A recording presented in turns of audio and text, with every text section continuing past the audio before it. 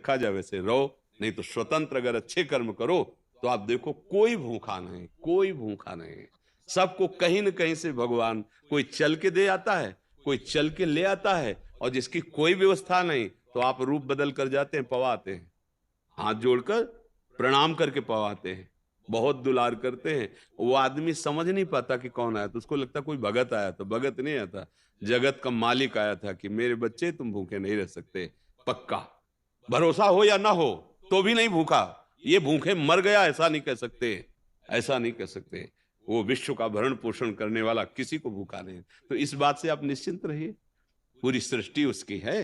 प्रश्न ये था गुरुदेव कि जब मैं खाना खाने बैठता हूँ तो सारे पशुओं जानवरों की पक्षियों की मेरे को मतलब चेहरे दिखाई देते हैं, तो मैं खाना खा नहीं पाता हूँ, हृदय में जलना शुरू हो नहीं जाता नहीं, है। अब इसमें समझो, आप बात समझो, ये अभी कोई ज्ञान थोड़ी हो गया, या ज्ञान की ही तो दशा है ना। इसमें हाँ, इसी को निवृत्ति करना है। उनमें सब में भगवान को देखो, सब रूपों में भगवान ही है ना, वो सब भगवत स्वरूप हैं, तो तुम्हारा कल्याण हो जाएगा। नहीं, एक पशु के ही प्रेम में महाराज भरत अगला जन्म हिरण का हुआ था, पढ़ा है तो सुना है कि नहीं सुना? नहीं सुना होगा। हाँ, गंडकी नदी में भजन कर रहे थे, तो हिरण के प्रेम में, हिरण के चिंतन में अगला जन्म हिरण का हुआ था। सब में भगवान है, सबका भरण पोषण वो ही कर रहे हैं। भाव सुधारो, नाम जप करो, प्रसाद भगवान को भोग लगा के आप प्रसाद पाओ, और ये बात करो, मन में सोचो कि विश्वात्मा भगवान हमारे अंदर पा रहे हैं, तो सब चराचर जगत को प्राप्त हो रहा है। जब सुदामा जी के तंदुल पा रहे थे ना, तो पूरी सृष्टि तृप्त हो रही थी। जब दुर्वासा जी को दुर्योधन ने प्रसन्न कर लिया चातुर्मास में, तो वो चाहता था पांडवों का विनाश, तो पांडवों ने एक सूर्य की बटलोई प्राप्त की थी, सूर्य जी को भजन तपस्या के द्वारा, कि जब तक द्रौपदी जी नहीं पाएंगी तब तक उस बटलोई से जो व्यंजन चाहो सब पदार्थ निकलेंगे, जितने को पवाना चाहो पा सकते हैं, पर द्रौपदी जी पा लें तो फिर उसमें कुछ नहीं निकलेगा। वनवास था 12 वर्ष का, तो दुर्योधन दुशासन ने दुर्वासा जी को प्रसन्न करके कहा कि आप हम पर एक कृपा करें, तो कहा बोलो। बोले जिस समय द्रौपदी जी पाले उस समय आप चले जाना अपने 60,000 शिष्यों के साथ, हमारे भाई का स्वागत स्वीकार करना महाराज युधिष्ठिर का, यही हमारी इच्छा है, क्योंकि जानते थे जहां जाएंगे और भोजन की व्यवस्था होगी तो साफ मिलेगा, नष्ट हो जाएंगे।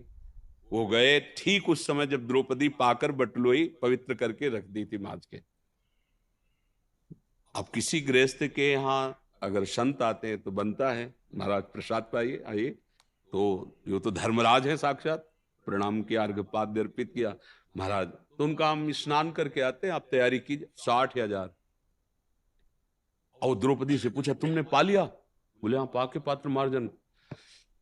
वो शोक मग्न हो गए, होगा क्या 60,000 के लिए, तो फल फूल भी हम इकट्ठा नहीं कर पाएंगे, बटलोई से होता चल जाता, अब द्रौपदी ने पा लिया, अब बचा नहीं। तो द्रौपदी ने कहा मूर्छित क्यों हो गए? तो उन्होंने बताया कि ये सारे कहा, तुम एक बटलोई को, अरे जो अनंत ब्रह्मांडों का भरण पोषण करता है, तुम्हें उसकी याद नहीं आई? पुकारा श्री कृष्ण, तो पीताम्बर फहराते आ गए, कृष्णा द्रौपदी मुझे भूख लगी। बोले समस्या तो यही है ला, 60,000 महात्मा भी है, उनको भोजन पवाना है, आप कह रहे हो भूख है। अब वो बटलोई जो वरदान वाली उसको तो धोखे, बोले लाओ तो बटलोई। एक सीत निकाला, कर तुम अकर तुम अन्यथा कर तुम। पहली बात तो सूर्य का वरदान था कि द्रौपदी के पाने के बाद उसमें कुछ नहीं बचेगा, तो शीत कैसे बच गया? दूसरी बात, कोई भी पवित्र भाव रखने वाली अब पात्र को जूठा कैसे रख देगी कि उसमें लगा रहेगा? द्रौपदी जैसी वो भला पवित्र पात्र रख देंगे धुला हुआ, लेकिन कर तुम अकर तुम अन्यथा कर तुम, एक सीख से एक शीत निकाला, और ऐसे का विश्व पूरा तृप्त हो गया। जाओ बुला लो। दुर्वासा जी जितने ऋषि थे सब यहां से भरे थे, जब गए बुलाने के लिए महाराज, तो उनका वरदान ले लो हमसे, हमारी एक कवल खाने की इच्छा नहीं है। समझे आप? वो एक शीत पाले तो पूरा